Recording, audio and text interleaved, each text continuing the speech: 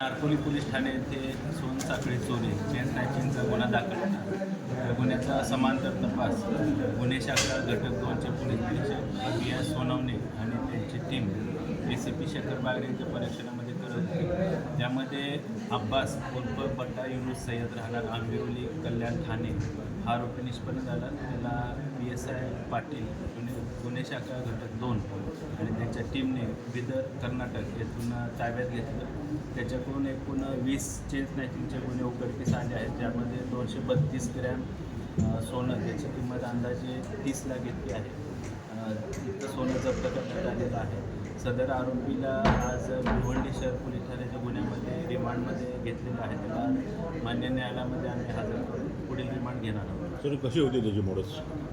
हा आरोपी हा खडकपाडा पोलीस स्टेशन येथे दाखल होता मोक्याचा गुन्हा.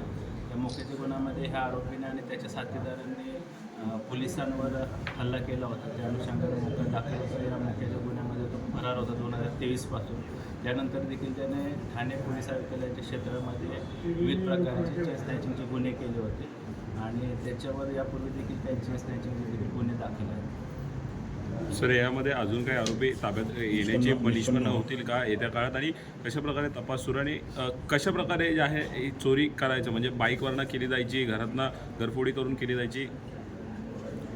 अब्बास उर्फ बट्टा युनुस सय्यद याच्यासोबत अजून काही साथीदार असण्याची शक्यता तपासामध्ये निष्पन्न झालेली आहे.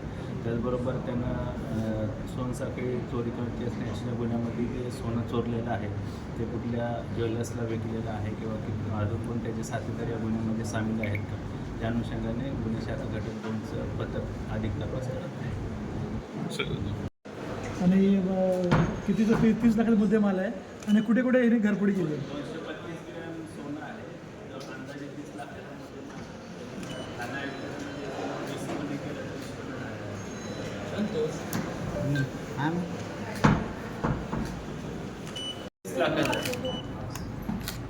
तुझा आरोपी किती आहे?